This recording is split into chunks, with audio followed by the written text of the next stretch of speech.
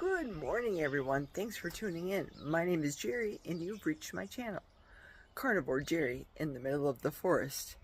Well, as my subject line states, I want to talk about Alzheimer's, and I want to lay everything out nice and clear so that people understand. And whomever in my family sees this, that they understand. I believe for quite some time that my husband is in the start of Alzheimer's. Why do you ask? Because he does the subject things that are all atypical of Alzheimer's. Obviously, the forgetting. Tell him 1 minute one thing, he does another. Of course, I tried to be patient. And the bottom line for me, going on right now, this is the 13th day post-op for me. Yeah, I've been in pain and I've been short, but I think of all the things that when I'm able-bodied that I do for my husband to make it easier for him. So let me spell it out. In the morning, usually have his chair just cocked just the right way at the table. So when he wakes up, sits down at the table, everything's there perfect for him. I have the coffee always ready for him. If I'm leaving for work, I'll leave instructions at the Keurig for him because he hates the Keurig. He wants a Mr. Coffee coffee pot. He says he can't understand that better. So maybe once I get my health back in order, I better get a Mr. Coffee coffee pot to help him. Last night, I was running out of some of the supplies that I have in my upstairs bathroom. So in trying to make it easy for him, I put things like, here's this bag, a little note, what I need from upstairs. And I said, well, when you go up in the closet, just grab this bag and compare it. Look for this bag and bring it down. Baby wipes from Costco. Here's another one. I told him to bring down my body scale just because for kicks and giggles, I want to see what's going on. And bring down one of these packages. And again, comparing this package with what is upstairs and bring it down for me. And this morning I woke up early and went to tend to myself, and these things weren't available to me. And it's not a, oh, poor Jerry kind of thing. That's not the case. Because my goal is to hurry up, lickety-splickety, get better so that I can take care of him. I make life as easy as possible. Last week, I have to sit down a second. Last week, he went off on quite the tangent, and I have, as you guys have seen before, the vibrator, the Pro machine, the vibrator machine that you stand on and do my exercises. Jack has done that before, pre-op for his back and post-op. And I have a walking pad, and what I do is I leave his table, his, as we call it, work area, to himself. He says he knows where everything is, so I'll leave that all to himself to take care of. Well, for some reason, some unknown reason, he felt as though my my walking pad and my vibrator machine needed to go. So he brought it out right away to the deck, and this is where it is. But yet his little work area, he just doesn't clean, doesn't take care of. I'm sure for his memory's sake, he knows where everything is. But what's funny is I'd sent my sister a picture of something from the table, and she said to me, kind of embarrassment for me, she said, your table's filthy, your table's dirty, it needs taking care of. So I realize that, Mary Jo. I get it. But I don't know what's going on with Jack.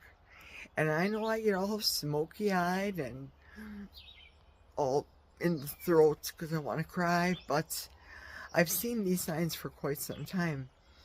Jack repeats himself a lot. He tells a lot of old truck driver stories, many of which I've heard dozens of times, because when you guys have been together as husband and wife for nearly 30 years, yeah, you know all the stories.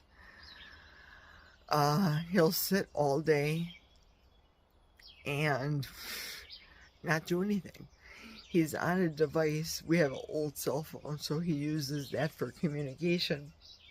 And he'll go on there and look at Marketplace and Facebook and communicate with the daughters that way. But again, the daughters don't see what I see on a daily basis. And I don't know if, as children, from a distance, they may refuse to see that. They don't want to see it. They don't want that memory.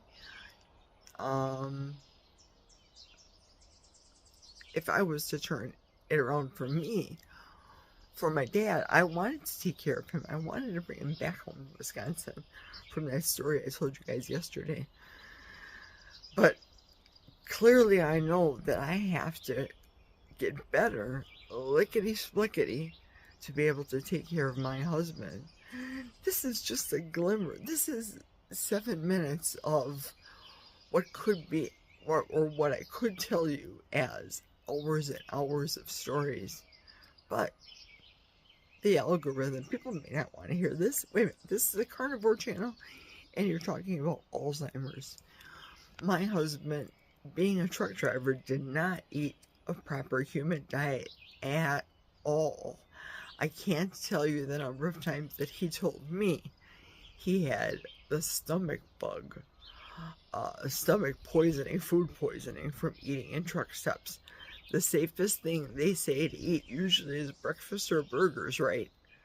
But when they're combined with the salad that table 6 is getting, and the cook isn't well versed in proper hygiene, that's when things get wonky for the customer.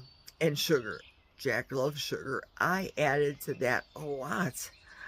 I bought him he liked his Hostess cupcakes. Now when he goes to the gas station, he's buying his own Quick Trip Long Johns. He likes them. I don't want him to have them. When I'm in control of shopping, I don't buy it. Sugar is bad news. So when I hear about this new diet plan, the sugar diet, honest to Pete, I don't understand it. I really don't. I choose not to want to understand it. I don't want to be a sugar diet test dummy for anybody or extol the virtues of the sugar diet, but sugar in a person's body, in an elderly person's body, turns to Alzheimer's. That's the truth. So those are my thoughts just for this morning. I'll be back later and we'll talk more about other things. Do not attempt to adjust your screen. What you hear behind you is actually butter sizzling. Yep, that's right. I decided to get myself up and out of bed in the kitchen and doing a cooking video. What am I cooking? Let's turn the camera around and show you. First off, we have here the package of Butcher Box, the wild-caught sea scallops. Oh yes, and where are they made? Dare I ask? Dare you ask? Product of the USA, wild-caught. That's because Butcher Box, I choose them for their made in the USA, no shenanigans. This is what I'll be cooking right here. Today, just half This is the other half, the smaller of the scallops, if you will, that I will probably be cooking tomorrow. But let's note the carb situation. Ooh, sorry about that. Total carbs, 1 ounce. Servings per container, 4. Protein, 17 grams. This is what's for lunch today. Let me cook this, and when it's done, I will show you what it looks like. Alright, I'm standing here off of the stove just to show you that, like the browned butter bites that we all love and enjoy, I also like to start my scallops in browned butter. And we all know scallops do not take that long to cook, so here we go, brown butter. And right now, this is the halfway point, cooking the scallops. I'm going to flip them next. Generally speaking, you know when to flip your scallops is when they want to ease themselves off of the pan. However, I already have a non-skid pan here. Non-stick, what am I saying? And they come off quite easily. Very easy. And there's the last piece. Yep, they usually want 2 when it's time to turn.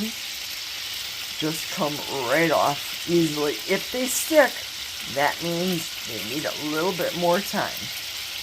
So there we have it. 4 to 6 minutes, pan fry sea scallops. Smoking hot, juicy, tender. I don't like anything on them other than salt. Butter, salted butter, and salt. Oh, yum.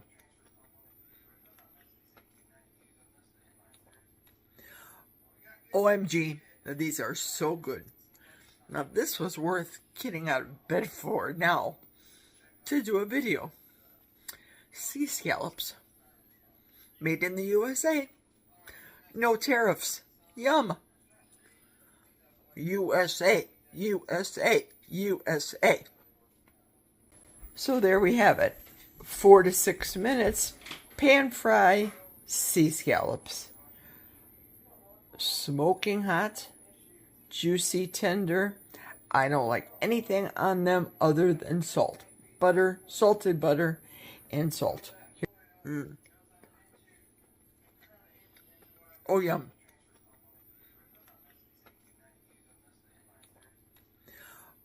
OMG, these are so good. Now, this was worth getting out of bed for now to do a video. Sea scallops. Made in the USA. No tariffs. Yum. USA, USA, USA.